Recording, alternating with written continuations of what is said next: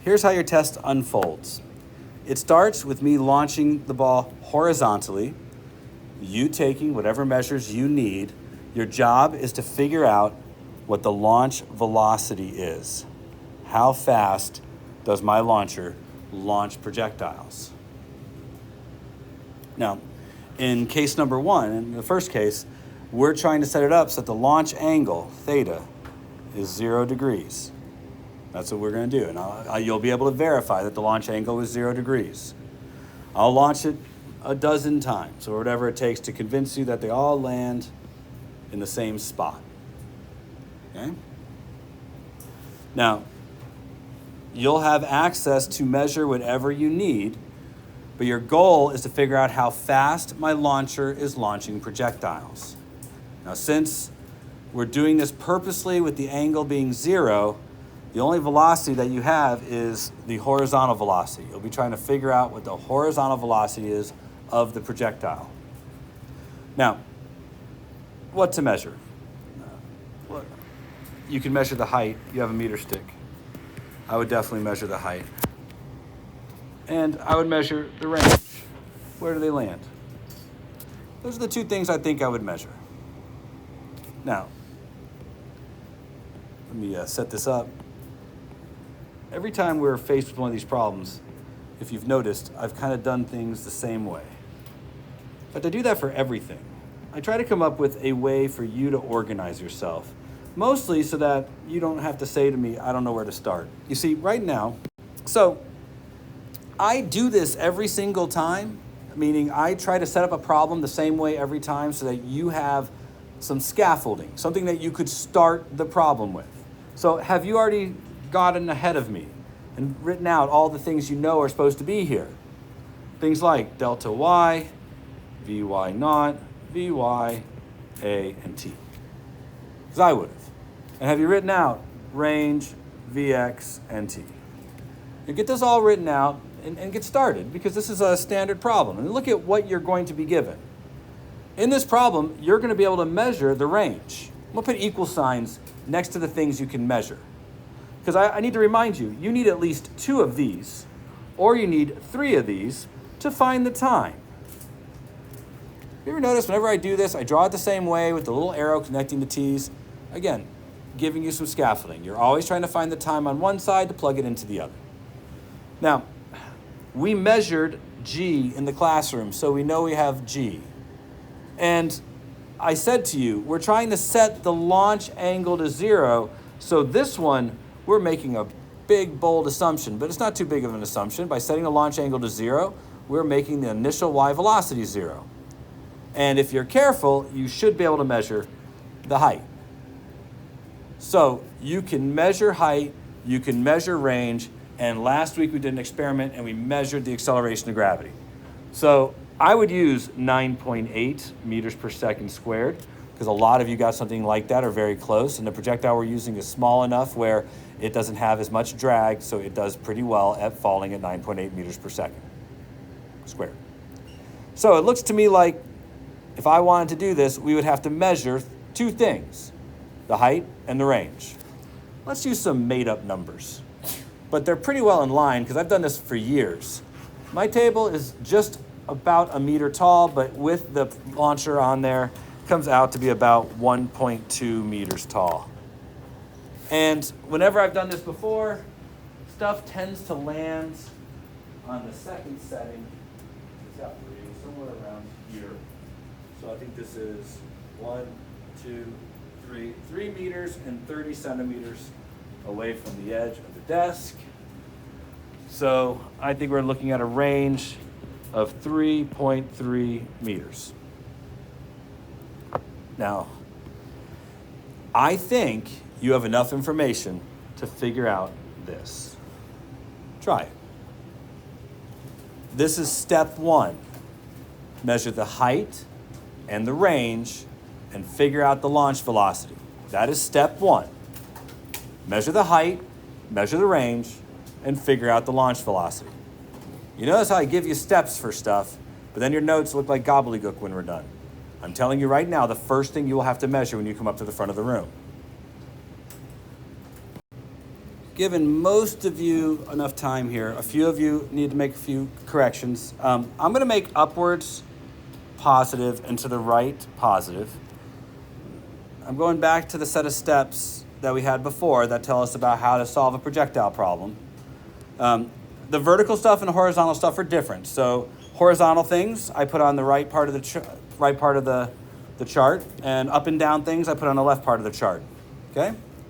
It falls downwards 1.2 meters. Downwards is negative.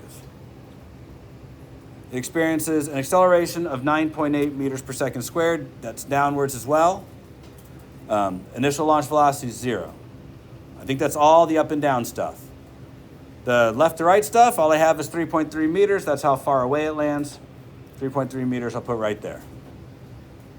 Now, in all reality, I would measure to the nearest centimeter at least when you're taking your measurements, because your answers will come out to the nearest centimeter. And the launch, well, you see the size of the ranges, right? They're definitely centimeter values in your ranges here. So I would not measure to the nearest 10 centimeters. I would measure to the nearest, well, millimeter if you can. Does everybody understand what I'm saying? All right. So I'm thinking the best way to get that time would be delta y equals 1/2 a t squared plus vy naught times t. Now look, I'm doing these problems the same way every time just to kind of make sure you understand that they're pretty prescriptive, but there are shortcuts. There's ways to do this that take less time. And those of you who have been paying close attention are starting to see that, but I'm not going to talk about that. I'm trying to do it the same way every time to kind of build a pattern. It falls downwards 1.2 meters. The acceleration is negative 9.8. And my original y launch velocity is 0.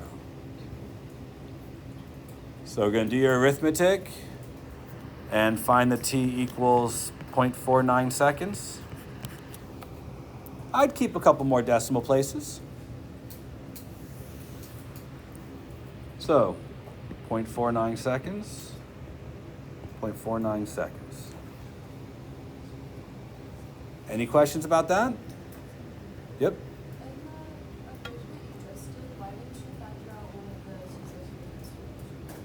Well, the reason I don't have to do that is because 0 times anything is 0. So I don't have to. I should actually do plus or minus 0.49, so I took a square root. But the negative time will always be thrown away, unlike a negative velocity, which could be up or down. So now, again, I want Vx. That's the velocity that's being launched at. So I'll do range equals Vx times t, which is 3.3 equals Vx times 0.49. So Vx equals 6.67 meters per second.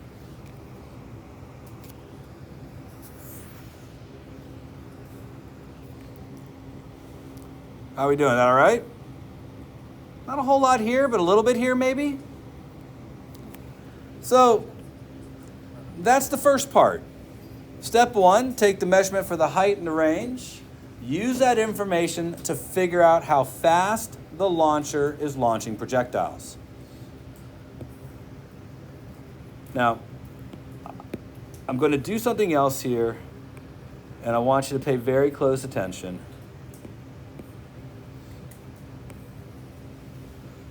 Because what happens next is important. We're going to take the launcher. Oops. Maybe I'm not going to take the launcher. I want to take just the launcher.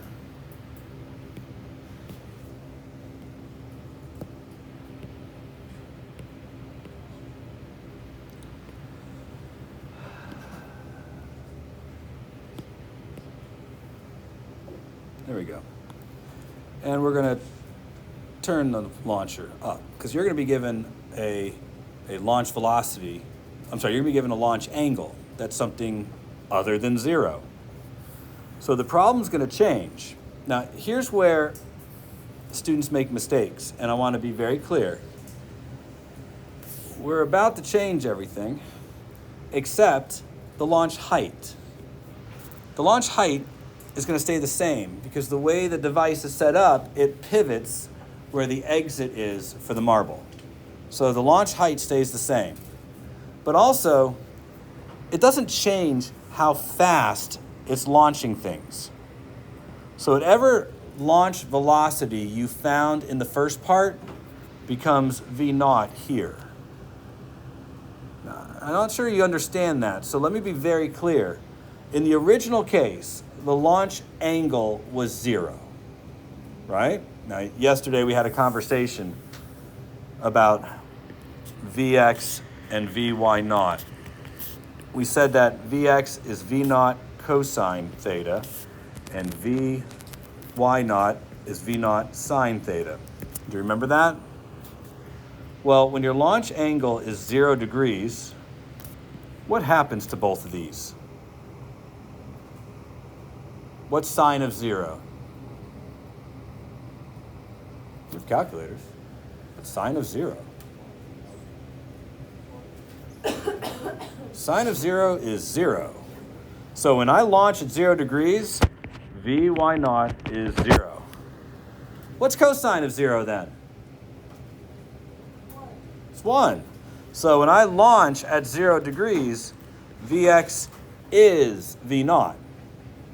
So when we tilt the projectile launcher up at an angle, this is the Vx that you find in the first part. Do you understand? Because now Vx is going to change because your launcher is launching at an angle. Because it's launching at an angle, it's not going to launch it all sideways. It's going to launch it a little bit sideways and a little bit upwards. So you grab your target, you look at what angle you're assigned, and let's say for this example, you are assigned an angle of 25 degrees. That's clearly going to have an impact on your range. What impact? I don't know. That's your job, because you're trying to figure out where to place the target. But your job is to find the new range. So step 2. Set up your new launch angle, set up a new chart, and find your new launch velocities. So, I'm going to set up a chart.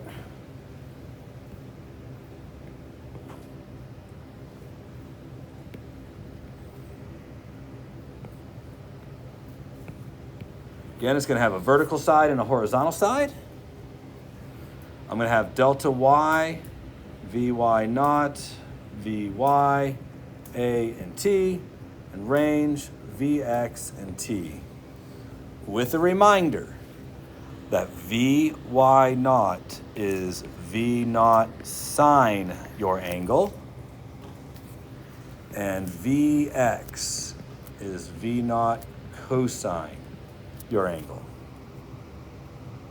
Now, you got V naught from part 1. Part 1 said that the launch velocity was 6.67. So you'll have to take that launch velocity and use your new angle to figure out your new launch velocity. And you'll have to take that angle and launch velocity and figure out your new horizontal velocity. I don't know what you're writing in your notes, but if all you did was write this, waste of time. Write down what we just did. Write down that you're going to take the horizontal velocity in part 1 and use it as V naught in part 2. You should put that in your notes because I've done this for years. And I watch people screw this step up every single year. And I'm sure I will find one of you screwing it up. And I intend to make sure we all know about it. So don't be that person.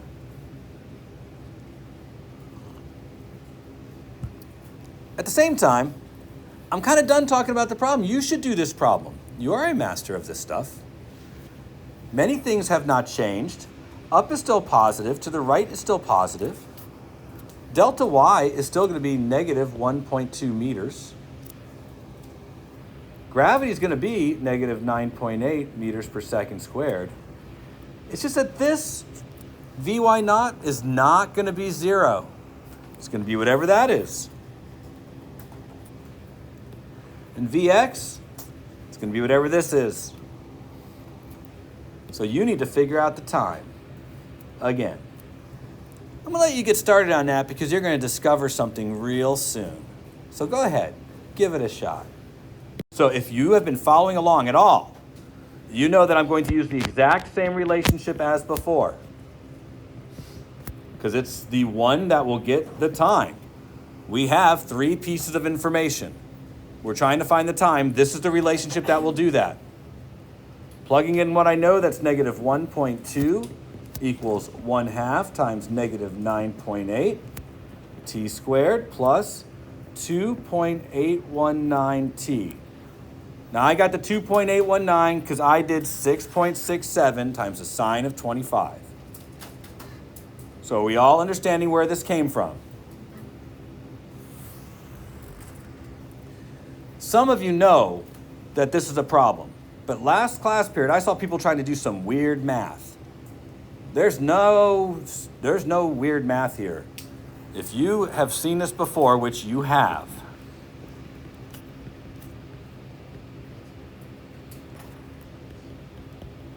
you know that the only way to do this is what? Quadratic formula, completing the square.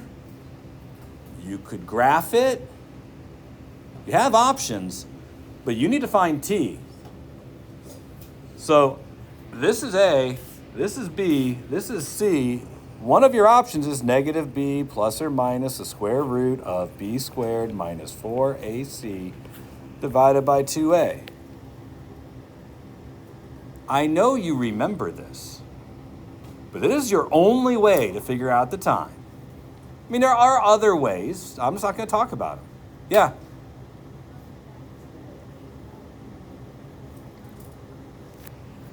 I chose downwards to be negative, so it was negative 9.8.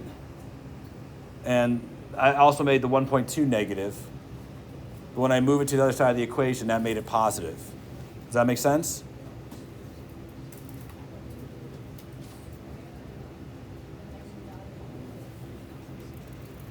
I'm squaring the time. All right, it's t squared. That good? All right. Now, before I go any further, look, how many of you spent the money on them fancy calculators that have the little screen where you can, plot things? You understand the calculator does this, right? You hit that y equals button, and you type this in where the y equals is, but you use that button on your calculator that has x, t, theta, n. You use that wherever you have a t. And then you hit graph. And something about zoom in after that so you can see the upside down parabola. And then I think you want to do second trace because the word calc is above it. And number 2 on the list will be a 0. That's what you're doing. You can find the zeros of the function, which will be the roots, the times.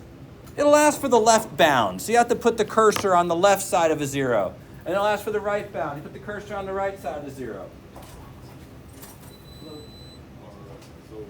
you have to call something like that, and it's time sensitive. It's urgent.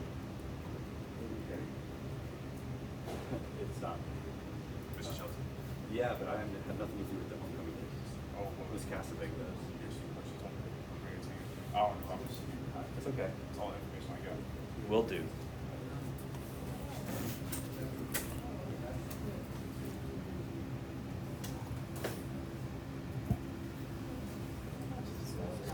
Now, if you don't know what I just talked about with the calculator, I'll help you. I learned how to do it first period, but it's not something I am accustomed to doing. It's your job to get it done. And the time ends up being 0.86. Now that you've got that, we get back to the whole point of this, which was to figure out where to place the target. So the time, 0.86 0.86. Seems to me we can figure out where to place the target from this. Range equals 6.045. That's Vx, which we got from the trig, times the time, 0.86. I really have no idea where this is. 5.18 meters. 5.18 meters. So that means grab your target, place the target, 5.18 meters. I would want the A right there at 5.18 meters. And then put it on the ground, turn to Mr. Shelton and say, I'm ready. And I'll say, what's your angle? And you'll say 25 degrees. I will adjust it to 25 degrees. I will say, come check and make sure it's actually 25 degrees. Since your grade relies on it being at 25 degrees, you come and check. And I'll say, okay. And I'll pull the little lever and it'll launch it and it'll hit the ground. It's the target. I will walk over to your target. I'll look and see where the ball made a little dimple mark on your paper. I'll circle it, hand it to you and say, there's your grade. No dimple mark on your paper. I'll say, no, there's your grade. And if you don't like it, you'll say, well, can I try again? I'll say, no, because you saw where it hit the ground. You're just going to move the paper a little bit. I'm not a moron. I will give you a new angle and you can start over. Follow me? But there's a limit. We have a class period. Everybody understand? Yes. All right, I have some questions.